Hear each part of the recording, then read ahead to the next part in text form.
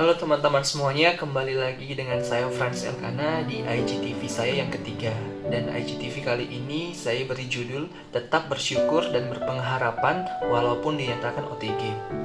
Kenapa saya mengambil judul tersebut? Dikarenakan beberapa hari yang lalu, kalau teman-teman sempat lihat, saya posting di IG story saya terkait ada tim medis, ada dokter, suster yang bernyanyi menghibur pasien.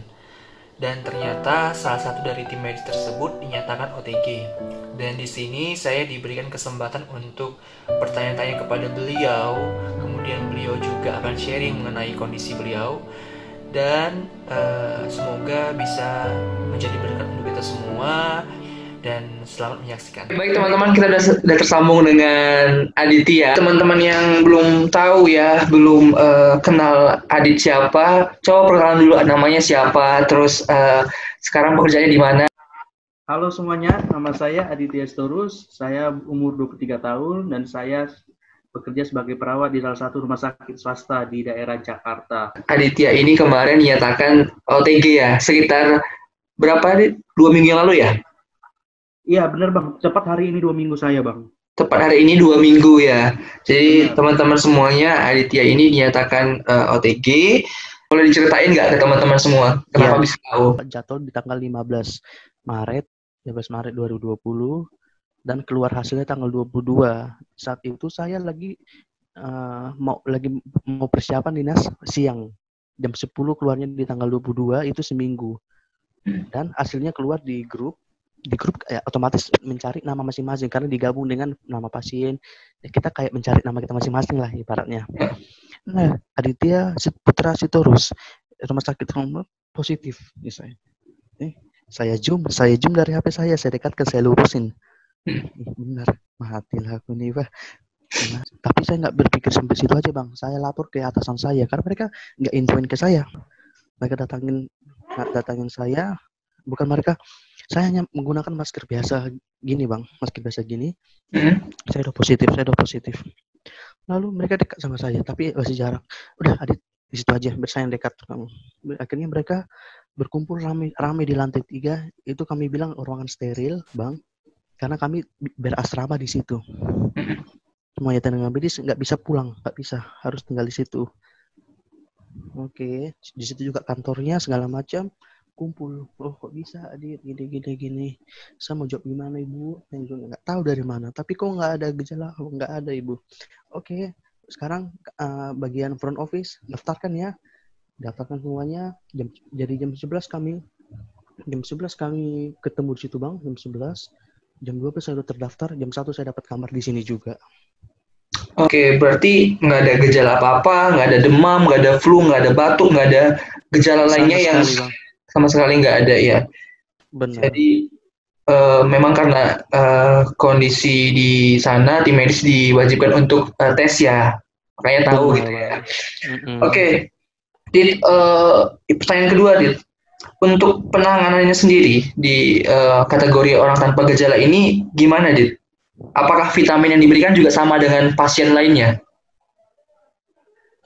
Sebenarnya kayak saya bilang sama, untuk penanganan virusnya sama Bang, untuk penanganan virusnya. Tapi banyak pasien yang sudah memiliki penyakit penyerta, tapi itulah pasti membedakan obatnya. Oh gitu. Itu doang sih. Iya. Kalau Dari untuk penanganan virusnya sama aja. Makanya kita disuruh juga untuk apa ya, istilahnya menganggap diri kita sebagai OTG gitu, supaya kita juga aware untuk kepada orang lain, gitu.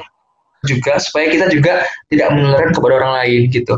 Nah, yang ketiga, untuk teman-teman di rumah mungkin yang saat ini juga bisa saja termasuk ke dalam OTG, termasuk saya pribadi gitu ya, kan kita nggak tahu nih karena kita belum tes gitu. Pernah tahu nggak penandanya apa sih gitu loh, karena tidak ada gejala kan ya, apa harus tes gitu, atau ada toolsnya, ada aplikasinya? Jadi sebenarnya tidak Bang, sebenarnya ini kita mulai dari kesadaran diri kita sendiri. Mungkin kita berada di tempat keramaian, kita tidak tahu sekitar kita bagaimana, tapi ada aja dari pihak-pihak dinas manapun itu, dia akan melakukan rapid test, swab test, ada yang gratis. Ya silakan aja mengajukan diri untuk melakukan itu, gratis kok, ada yang gratis, ada juga yang berbayar, biasanya yang berbayar di rumah sakit Bang, rumah sakit swasta. Tapi tidak menutup kemungkinan sudah mulai banyak kok Bang dilakukan pengecekan gratis, rapid test dan swab test. Oh gitu. Iya. Kalau kalau saya baca ya Dit ya, untuk rapid test sendiri walaupun hasilnya negatif belum tentu ya nanti di swab negatif ya? Ya, belum tentu Bang. Dan juga jika rapid testnya positif belum tentu juga dia positif. Oh gitu. Betul Bang. Oke, berarti tadi memang harus dites ya. Gitu. Oke, aku lihat kok kayaknya keadaan di sana mungkin karena mungkin tanpa gejala, jadi Adit tidak merasakan sakit apa-apa dan masih segar gitu ya. Mungkin bisa dikasih nggak sih versi Adit seperti apa untuk caranya tetap bersyukur dan berpengharapan di tengah situasi seperti ini. Aku tahu ini berat juga, tahu psikologisnya juga kena ya gitu ya. Coba gimana Adit, biar teman-teman bisa tahu semua. Yang bikin saya bersyukur Bang, saya anak rantau Bang. Saya anak rantau di sini dan kebetulan memiliki teman atau lingkungan yang mendukung lah saya bilang. Lakukan kepada saya setelah saya sakit. Adit, jangan stres. Aku tahu kamu gimana. Kamu nggak pernah kamu nangis, tapi tolong kena musibah ini jangan nangis ya. Tetap jadi Adit yang seperti dulu. Mama saya aja saya lapor Bang. Mama saya saya lapor. Mak, saya kena virus, Mak, saya sudah terdaftar di Indonesia, saya positif virus corona. Hah? Virus apa? Virus cinta ya gitu kan. Mama, karena apa? Karena saya selalu bawaannya bercanda ke mama saya. Ketika saya ngomong serius, dikira bercanda. Iya Mak, virus cinta virusnya sama saya bilang gitu.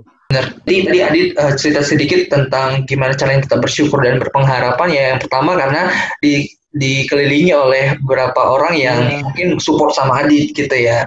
Betul. Dan keluarga juga mungkin sekarang karena Adit tidak mengambil pusing, tidak dengan dengan bercanda gitu ya, dengan hati yang gembira gitu ya, mengatakan tentang penyakit ini, jadi keluarga juga tidak terlalu stres gitu, karena selain tadi yang selain menjaga kesehatan kayak dikasih multivitamin juga mungkin menghindari stres gitu.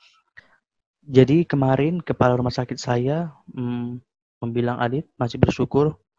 Nggak tahu Bu, masih gitu-gitu aja. Saya bilang biasa aja Bang, saya rasakan. Saya nggak tahu karena saat itu ya gimana Bang ya, kita terkurung di sini isolasi. Terus dia bilang, Adit ayo kita hitung. Hitung apa Bu? Ya kita hitung aja biaya kamu, kata dia gini. Kamu sekali swab Bang, 4,5 juta. Wow. Oke. Saya sudah 3 kali swab. Oke. Bakalan swab sampai negatif, nggak akan ada putusnya. Oke. Dan swabnya itu 5 hari sekali ya? Benar Bang. Oke. Lalu kamar. Abang boleh Abang lihat bagaimana contohnya, saya bukan mau sombong Bang. Wisma Atlet mereka itu kamarnya bangsal Bang, samping-sampingan kiri kanan. Karena ramenya. Lalu mereka makan antri Bang. Jadi kayak di penjara gitu Bang. Antri ambil sendiri gitu. Sudah pernah di penjara ya, Dit? Enggak ya. Oke. Terus bahkan ada yang cerita teman saya keluarganya nggak dapat makan kalau antri paling belakang. Oke. Dan harus nunggu dimasak atau dibelikan. Memang wajib dapat, tapi menunggu itu bisa sampai jam 10 jam 11 baru dapat. Hanya untuk makan pagi. Kayak gitu. Lalu ibaratnya karena mereka rame Bang, proses penyembuhannya sulit Bang. Misalnya saya lagi pembersihan virus nih, teman saya baru masuk lah, atau dia virusnya masih banyak. Nah, bagaimana saya membersihin virus sedangkan datang terus. Itu logikanya Bang. Iya. Jadi bersyukur ya. Iya, saya mendapatkan kamar ini Bang 3,6 juta satu malam. Oke. Dan itu semuanya saya dapat free Bang. Puji Tuhan. Oke, jadi itu tadi ya caranya bersyukur dan pengharapan, dan Adit juga udah banyak cerita tentang kondisi di sana. Terus mungkin Adit punya pesan nggak untuk kita semua yang di luar sini, yang kita nggak tahu juga keadaan kita seperti apa sekarang. Kita mungkin termasuk salah satu yang OTG juga gitu. Jadi apa nih pesan Adit untuk teman-teman kita di luar sekarang? Saya hanya minta kepada teman-teman semuanya, Dimohon untuk keluar seperlunya aja, pakai masker, dan selalu bawa hand sanitizer kemanapun. Apapun yang kamu sentuh, selalu cuci tangan. Kita nggak tahu di virus baju ini ada nyangkut loh bang, bisa aja nyangkut virus. Begitu. Jadi baju yang dipakai di luar sana itu bisa nyangkut virus. Jadi kalau sudah sampai ke rumah, dimohon jangan langsung memeluk anak, memeluk suami, istri, keluarga, mandi dulu. Oke. Itu aja simple bang, itu aja gitu. Jika perlu banget baru keluar.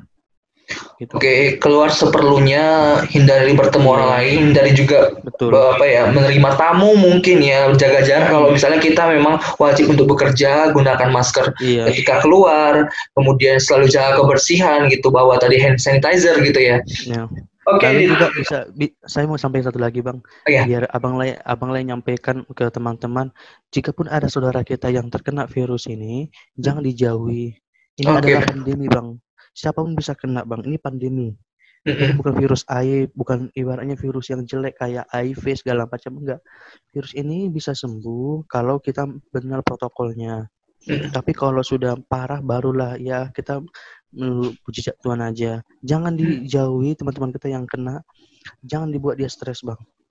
Jadi virus ini main ini bang, imunokompresor kita, mainnya imun kita, imunnya rendah. Aduh, dia senang nih bang, dia senang sama imun rendah ini.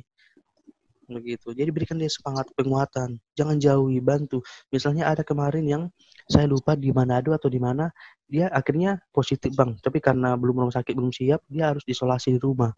Akhirnya gimana? Makan diantar sama tetangganya bang. Makan diantar sama tetangganya gitu.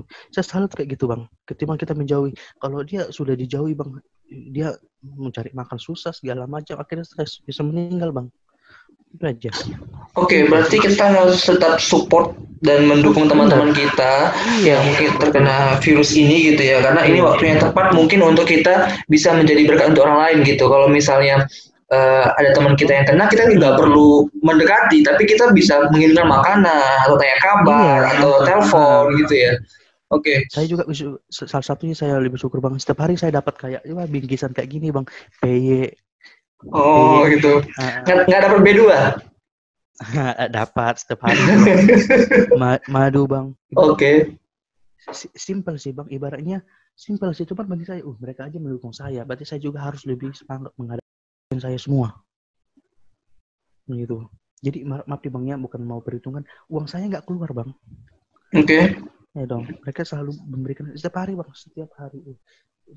Berarti saya dirawat. Saya dikasihani Tuhan melalui teman-teman sekitar saya. Ya, berarti teman-teman juga sangat-sangat membantu Adit ya, gitu ya. Bersyukur sekali punya teman-teman seperti itu, dan pasien-pasien yang Adit rawat selama ini juga membantu Adit juga, gitu ya.